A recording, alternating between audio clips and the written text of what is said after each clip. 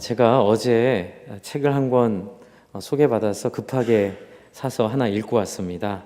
한국교회 트렌드 2024라는 책인데요. 다른 것보다는 갤럽에서 일하셨던 목사님이 정확한 데이터에 근거해서 한국교회 지금 현 상황을 이야기하신 책이라고 해서 읽었는데 역시 굉장히 탁월한 내용들 있었는데요. 그 중에 하나가 저는 이제 이걸 매 주일마다 목회 데이터 연구소에서 받아봤기 때문에 지난 1년 동안 받아온 데이터가 계속 제 안에 있었기 때문에 이 내용을 보면서 정리가 좀 됐습니다. 코로나 시기가 사실 우리한테는 굉장히 어려운 시기였습니다. 특히 현장에서 목회하는 저희 같은 사람들에게는 처음에 이럴 줄 알았으면 정말 죽었을 수도 있겠다. 이럴 줄 모르고 시작했으니 그 길을 왔지. 참 3년이라는 시간 동안 참 쉽지 않은 길을 걸어왔는데 문제는 코로나 끝나고가 더 문제인 것 같습니다. 이 데이터에도 있고요. 제가 현장에서 느끼는 것도 교인의 한 70%까지는 회복이 되는 것 같은데요. 30%는 회복이 안 되는 게 모든 지금 교회들이 갖고 있는 고민이고 어려움인데요. 이거보다 더 큰 게 있습니다. 그건 뭐냐면 이전에 있었던 종교성의 탄력을 갖고 신앙생활을 할 수밖에 없었던 사람들이 이젠 더 이상 그 의무감마저도 갖지 않는다는 겁니다. 부모님이 기도하셨기 때문에, 어렸을 때 어머님의 부탁이었기 때문에 그래도 의무적으로 교회에 나왔던 사람들이 코로나 3년을 지나면서 더 이상 예배드리지 않는 것에 익숙해졌고 매이지 않는 신앙생활로 이제 자유로운 삶으로 나아가게 되는, 그래서 다들 걱정하고 염려하고 있습니다. 하지만 저는 이것이 기회라는 생각을 하게 됩니다. 오늘 이 본문을 통해도 하게 됐고요. 왜냐하면 이 본문에서 이제 하게 될 핵심 이야기 중에 하나인데요. 코로나에도 불구하고 교회들은 부흥한 교회들이 있습니다. 부흥한 교회들의 특징은 그 안에서의 신앙이 개인적인 신앙이 아니라 서로 연계되어 있는, 서로 관계를 맺고 있는. 이제 저희 교회도 작년에 제가 오기 전보다 온 이후에 등록한 분이 많은 한 해였는데요. 그 얘기는 코로나 때도 계속 등록이 있었다는 얘기였는데 어떻게 코로나 때 등록이 있었을까? 저도 신기해서 찾아봅니다. 그것은 힘들고 어려운 사람들 우리 교인들이 가서 찾아가고, 또 만날 수 없으면 문자로 카톡으로 격려하고, 또 약간 좀 모임이 풀렸을 때 어떤 힘든 자매들 이야기 듣고 팀을 짜서 그분들을 집에 초대해서 마스크 쓰고 대접해주고 섬겨주고 사랑으로 품어줬던 이제 그런 것들을 통해서 관계로 사람들이 새로 등록하고 세례도 받고 변화되는 것들을 많은 교회가 경험을 하면서 우리가 그동안 가지고 있었던 신앙이 정말 성경적인 교회로서 제대로 우리가 가고 있었는지를 점검할 수 있는 계기가 된 줄로 믿습니다. 그리고 또한 앞으로 일하지 않아도 얻게 되는 그런 요행이 아니라 정말 말씀에 정확하게 기록되고 명시되어 있는 내용을 따라 우리가 섬겼을 때 하나님 살아계셔서 시대는 변하더라도 하나님의 교회의 영광과 교회의 부흥과 그의 구원은 그치지 않을 줄로 믿습니다. 이제 그 희망을 한번 예수님과 이 수가성의 여인의 만남을 통해 한번 보려고 하는데요. 여러분 잘 아시는 본문이십니다. 저도 이번 우리 교회에서 설교하는 기간 동안 이 본문을 다시 보면서 이전에 경험하지 못한 내용들을 좀 발견을 했는데요. 한번 좀 나누고 싶습니다. 먼저 여러분, 예수님이 사마리아 여인 만나러 일부러 가신 거 아시죠? 네, 일부러 가셨습니다. 4장 4절에 사마리아를 통과해야 하겠는지라가 예수님의 의지를 보여주고 있는 구절입니다. 잘 아시다시피 유대인들 사마리아를 안 다녀왔습니다. 네, 내륙으로 다니던 바닷길로 다니던 돌아서 다녔는데 예수님은 굳이 그 시간에 또 시간이 있죠. 우리는 12시로 알고 있는데 또 어떤 학자들은 이 시간을 그냥 요한의 시간은 우리의 시간 그대로 봐야 된다고 얘기하는 분들도 계시는데 저녁 6시가 됐던 12시가 됐던 본질은 바뀌지 않습니다. 여인은 외롭게 혼자 홀로 외롭게 살아가고 있는 여인이었는데요. 여기서 이제 예수님의 모습이 재밌습니다. 6절을 한번 보시겠습니까? 6절 예수님이 일부러 찾아오셨는데 6절 한번 같이 읽어보겠습니다. 시작. 거기 또 야곱의 우물이 있더라. 예수께서 길 가다가 피곤하여 우물 곁에 그대로 앉으시니 때가 6시쯤 되더라. 이제 이렇게 표현하고 있는데 8절에는 상황 설명을 해주고 있습니다. 제자들이 먹을 걸 사러 동네에 들어갔기 때문에 예수님이 누구에게 부탁할 사람이 없이 혼자, 여러분 상상해 보십시오.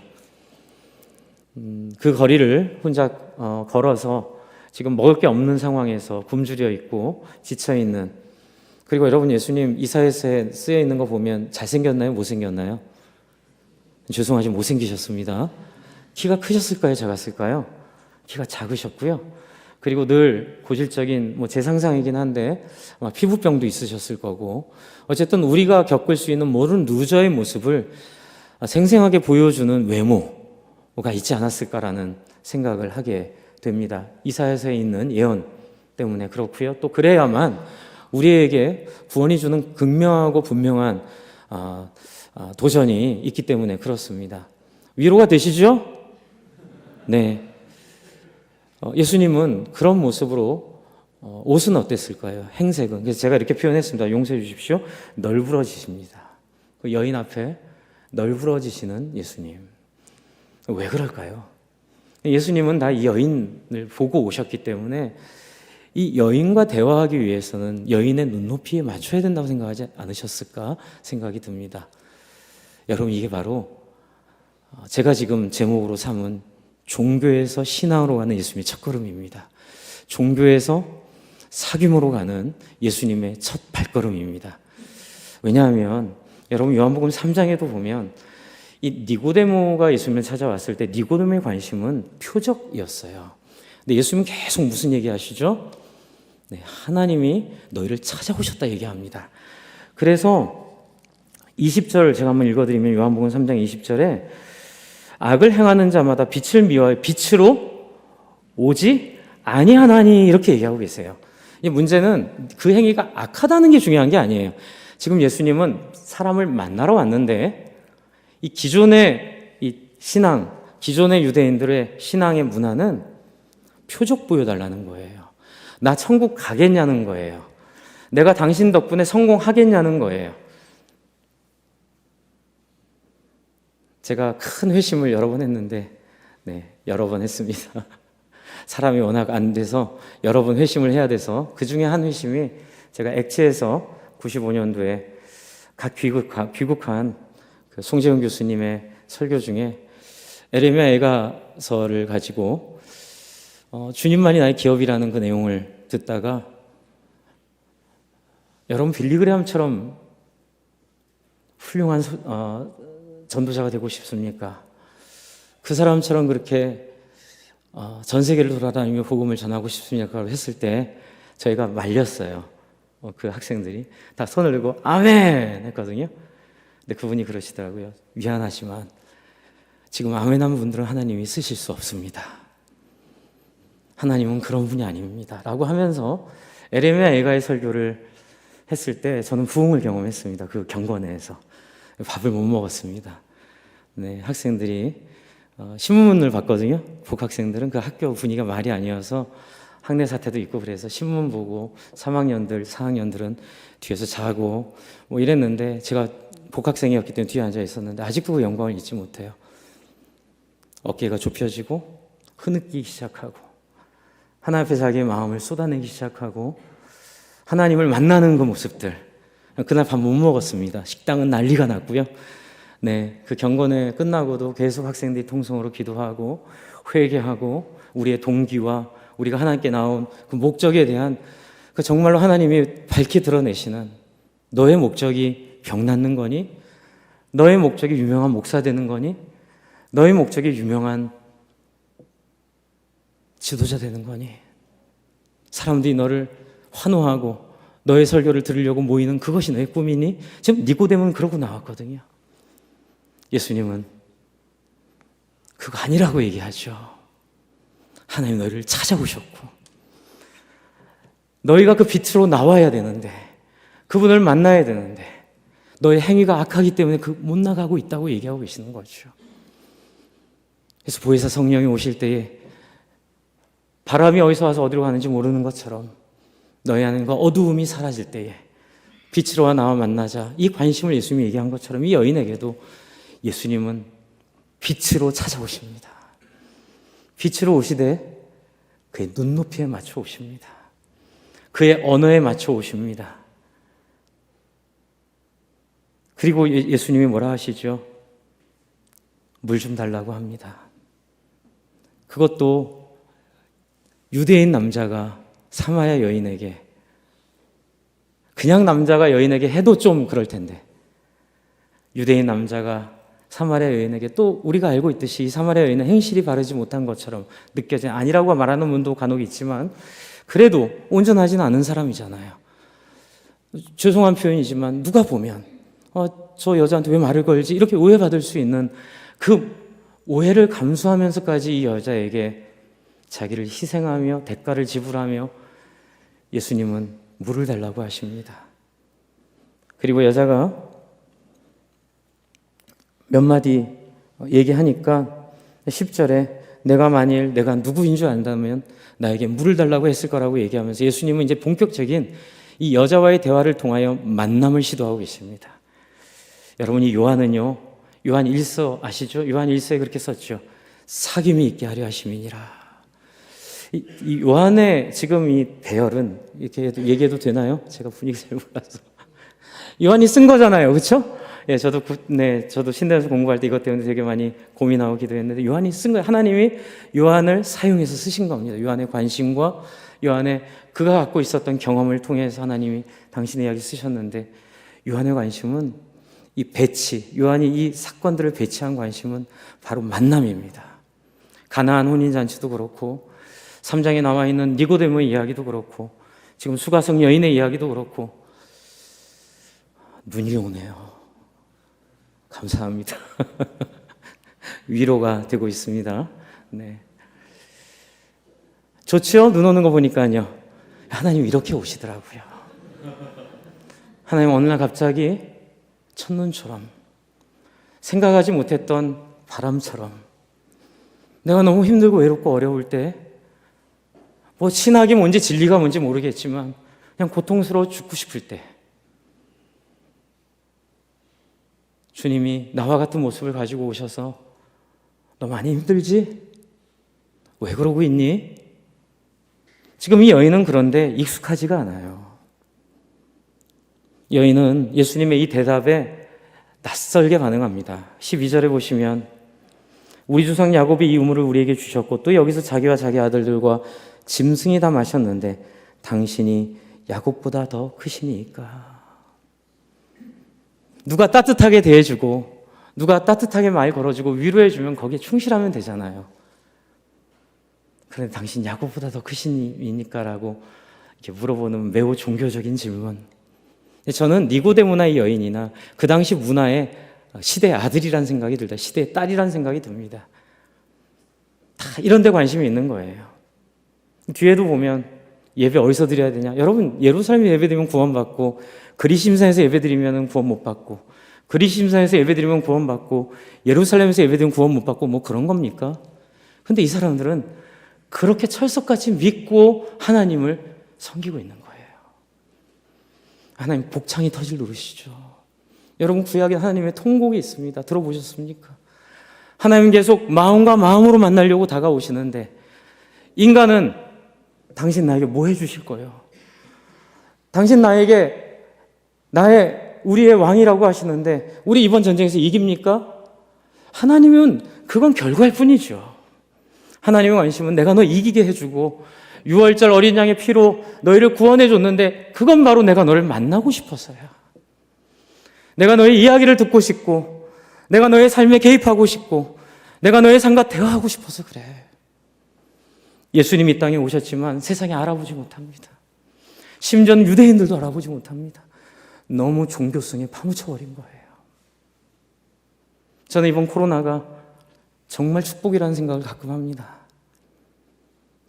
관계가 있는 자들만 살아남습니다.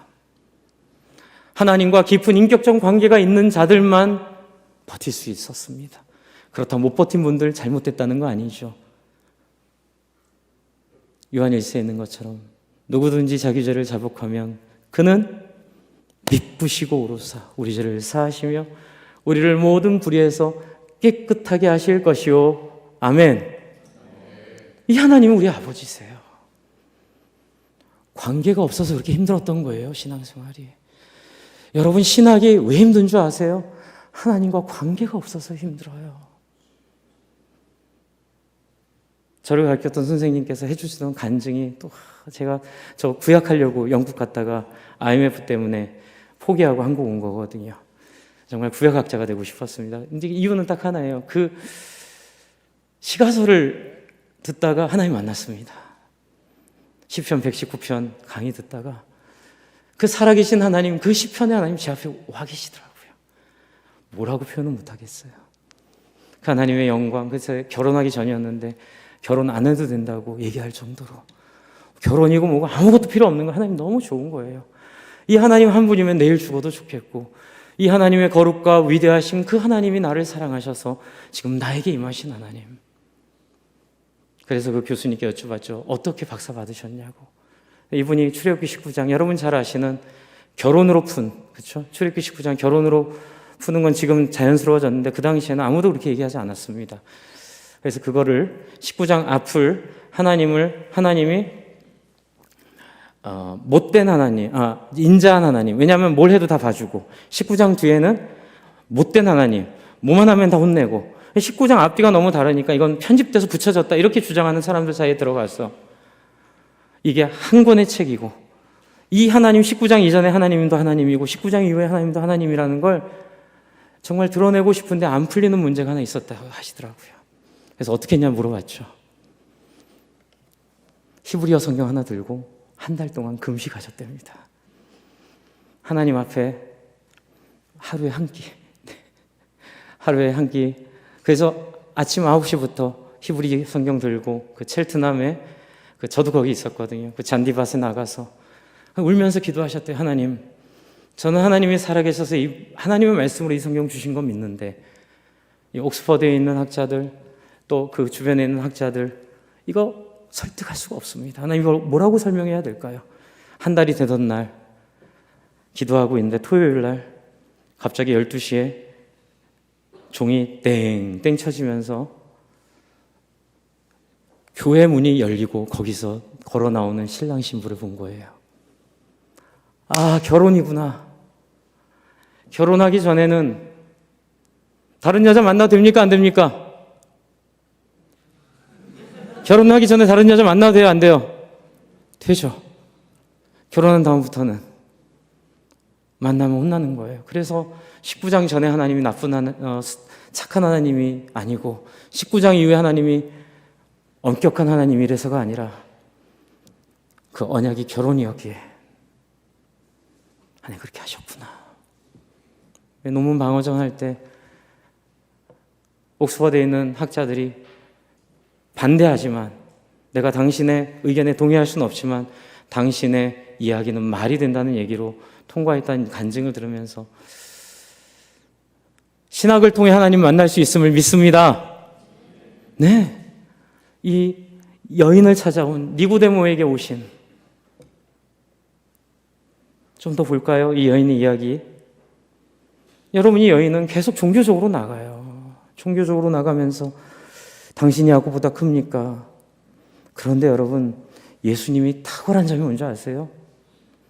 말 돌리는 거 다 쫓아가면서 서비스 해주세요. 저희 같으면 아니 내가 지금 그 말 하려고 하는 게 아니라 이 말 하려고 하니 무슨 딴 데로 말을 돌리니 하지 않고 그 말을 따라가 주시면서 호흡을 맞춰주면서 이 여인의 마음을 상하지 않게 하면서 결국 할 일을 다 하세요. 그게 바로 11절부터 24절까지 내용입니다.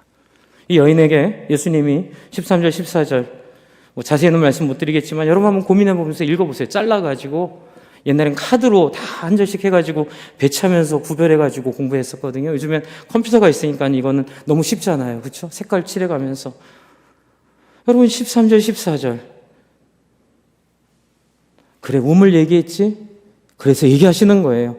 예수께서 이 물을 마시는 자마다 내가 목마르니와 내가 주는 물을 마시는 자는 영원히 목마르지 아니하리니, 여자의 우물 컨셉을 가져다가 예수님 쪽으로 설득해 가시는. 그러자 15절 여자가 얘기합니다. 예수님, 그러면 나에게 물 주십시오. 그랬을 때 가장 큰 하이라이트가 16절이에요. 여러분 혹시 제 의견에 동의하시면 여기다 빨간 줄을 치셔도 됩니다. 나중에. 제가 봤을 때는 16절이 키입니다. 예수님이 뭐라 하죠? 한번 같이 읽어보겠습니다. 시작. 이제 내 남편을 불러오라. 여러분, 이것이 종교와 사귐을 가로지르는 선입니다. 여러분, 이전까지는 종교일 때는 삶을 건들지 않습니다. 자기 아픔을 얘기하지 않습니다. 어떤 고민이 있는지, 어떤 상처가 있는지, 어떤 형편에 있는지, 괜히 얘기 잘못했다가 흠잡히고 비난받고 사람들 평가 안 좋게 받을 것에 대한 두려움도 있고요. 그래서 다 괜찮습니다. 신앙생활 열심히 하고, 이게 바로 니고데모, 이게 바로 형편은 전혀 다르지만 그 시대의 문화 속에 살았던 사마리아인들도 똑같았다는 거예요. 종교성에 물든 거예요. 그 예수님이 훅 들어오십니다. 내 남편을 불러오라. 여자가 너무 당황하는 거예요. 그 여자가 어떡합니까? 이르시되 나는 남편이 없나이다. 이쯤 되면 눈치가 있어야죠. 근데 예수님 한번 딱 잡으면 놓지 않으십니다. 여기서 물러나야 되거든요. 여기서 더 나가면 어떻게 해요? 남편이 없다고 얘기했으면 그 정도에서 가야죠. 근데 한 번 더 하시죠. 뭐라 하시죠? 예수께서 이르시되 내가 남편이 없다는 말이 옳도다. 그리고 19, 18절 너에게 남편 5이 있었고 지금 있는 자도 내 남편이 아니니 내 말이 참되도다. 예수님이 이거 알고 오신 거예요. 그리고 이 여인의 인생의 가장 큰 문제는 여기 있다는 걸 지금 예수님은 풀어주려고 하시는 거예요. 이거 하려고 널브러지셨고, 이거 하려고 그 여자와 말 나누기도 하셨고, 이 여자를 섬기고 계시는 겁니다. 익숙치 않아요. 여러분의 인생에 이렇게 훅 들어오시는 하나님 만나십니까? 여러분, 교회의 영광은 바로 여기에 있어요. 무엇이 옳고 그르고의 문제, 어떻게 하면 천국 가고 지옥 가고, 하나님 나라, 너무너무 저는 하나님 나라 사랑합니다. 하나님 나라의 영광 너무너무 중요한데, 그 하나님 나라의 주인이신 하나님이 여러분의 인생에 뭐라 하시나요? 여러분이 아무에게도 말하고 싶어 하지 않은 여러분의 가장 깊은 상처에 대해 뭐라 하시나요? 그런데 말하기 싫잖아요. 저는 옛날에 하나님 이것만큼은 건들지 마세요, DJ. 이렇게 얘기하고 싶은 거예요. 그런데도 예수님은 들어오신다고요. 네 남편 5이었지. 그러나 지금 있는 남편도 네 남편이야. 이게 무슨 얘기일까요? 한번 같이 해주실래요? 그거 아무 문제도 아니야. 그 얘기예요, 지금. 너는 지금 내가 너한테 이렇게 물어보는 이유는 미안한데 너는 지금 이거 들으면 너의 수치가 다 드러날 것 같고 네 인생이 까발려질까 두렵지. 하지만 제가 해석한 거예요. 괜찮아. 나랑 얘기하자. 남편이 5 있었고 지금 있는 남편도 네 남편이 아닌 거 너의 슬픔이잖아. 설령 잘못했다 하더라도 괜찮아. 내가 왔잖아. 가늠하다 잡힌 여인에게도 예수님께서 나도 너를 정죄하지 아니하니 가서 죄를 짓지 말라고 보내신 것처럼, 여러분, 예수님 만나고 가장 우리에게 결정적으로 생긴 변화는 아무도 우리를 정죄할 수 없고, 우리가 어떤 실수와 어떤 잘못과 우리가 어떤 나쁜 기질을 갖고 있다 하더라도 하나님은 이것을 문제 삼지 않음을 믿습니다. 문제가 아니기 때문에 얘기할 수 있는 거예요. 풀어주시기 때문에 솔직히 마음을 열 수 있는 거예요. 기독교가 종교와 다른 점, 카타콤에서도 살아남았고, 수많은, 저는 핍박보다 더 무서운 게 만몬의 유혹이라 봅니다. 그 수많은 권력과 돈의 유혹 속에서도 기독교가 영광스럽게 살아남을 수 있었던 위대한 자리는 바로 이 자리라고 봐요. 여러분, 서로의 삶에 관심이 있습니까? 목사님이 갑자기 예수님이 얘기하는 거 얘기하다가 또 서로의 삶으로 넘어갑니까? 바로 그게 예수님께서 보여주신 그 모습대로 너희도 서로 사랑하라고 했기 때문에 그렇습니다. 여러분, 교회의 영광과 능력은 바로 예수님이 여인에게 따뜻하게 나아가 이 여인의 이야기를 듣고 여인의 삶이 더 이상 수치가 되지 않도록 형제 자매가 되어 가족이 되어 가장 아픈 거라도 공격하지 않고 보듬어주고 사랑해주며 하나님의 사랑으로 치료될 수 있다는 사실을 누리게 하는 것, 말하는 것 갖고 되지 않아요. 누려야 합니다. 경험해야 합니다. 어떤 아픔, 어떤 고통이 있다 하더라도 목장 안에서, 조 안에서, 순모임 안에서 그것을 함께 이야기하고 그것을 함께 위해 기도해주고 같이 통곡해주는. 제가 트리니티 칼리지를 다녔는데요. 제임스 패커가 학장을 했던 브리스톨에 있는, 제가 잊지 못하는 기억이 있어요. 저도 가기 전에 공동체를 경험하고 갔기 때문에 거기다 목마름이 있었는데 목요일 오후엔 수업이 없습니다. 점심 먹으면 다 조별로 모여죠. 목장 모임 하는 거예요. 전 존 빔슨, 그 구약 배경사 쓴 분이 저희 교수님이었는데, 존 빔슨, 또 놀랜드, 또 너무 잘하셨고요. WBC 누가복음 쓰신 분이요. 탁월한 신학자들 속에 있는 탁월한 따뜻함. 집에 데리고 와서 밥을 해주는 거예요. 자기 잘 데가 없어서 자기 집에 재워주는 거예요. 그리고 자기들 홀리데이 간다고 외국에서 온 학생들 자기 집에 3명, 4명 와서 생활할 수 있게 도와주고, 그리고 그 3년 동안 저는 1년밖에 못 있다 왔지만 이제 선배들 보면 3년 동안 그 안에서 자기의 수치스러운 이야기, 아픈 기억들, 가슴 아픈 삶들, 그걸 다 나누고 그걸 서로 편이 되어주고 기도해주고 품어주고 사랑해주는, 거기에 교회의 영광이 있더라고요. 저는 함부로 영국교회 죽었다는 얘기 함부로 못합니다. 지금은 어떤지 몰라도 저 있을 때도 영국교회 죽었다고 엄청 욕먹었거든요. 그런데 그 안에 남아있는 그 따뜻함들, 그 안에 남아있는 이 사귐들, 관계들. 여러분, 그래서 여인은 이 18절에 너에게 남편이 5 있었고 지금 있는 자도 내 남편이 아니니 말이 참되도다. 이쯤 되면 예수님 제 문제를 아시네요. 저 좀 어떻게 해주세요. 이러면 되잖아요. 그런데 여인은 종교성으로 또 도망가요. 19절 여자가 이르되 주여 내가 보니 선지자로소이다. 아직은 완전한 건 아니에요.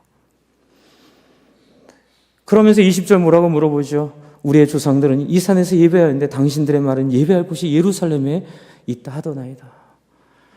여러분, 뭔지 느낌이 오세요? 계속 답을 여기서 찾고 있는 거예요. 저도 개혁신학을 너무 사랑하고 저도 하나님 나라를 너무 사랑합니다. 저는 장로교 목사입니다. 하지만 침례교회도 진리가 있다고 봅니다. 감리교회도 진리가 있다고 봅니다. 하나님은 너무 크시기에 우리가 다 하나님을 독점할 수 없다고 생각합니다. 우리는 우리의 문화적 한계와 우리의 시대 아들의 갖고 있는 한계 속에서 최선을 다할 뿐이지,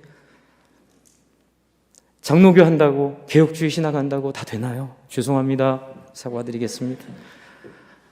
그걸로 완전하잖아요. 그게 기본이긴 하죠.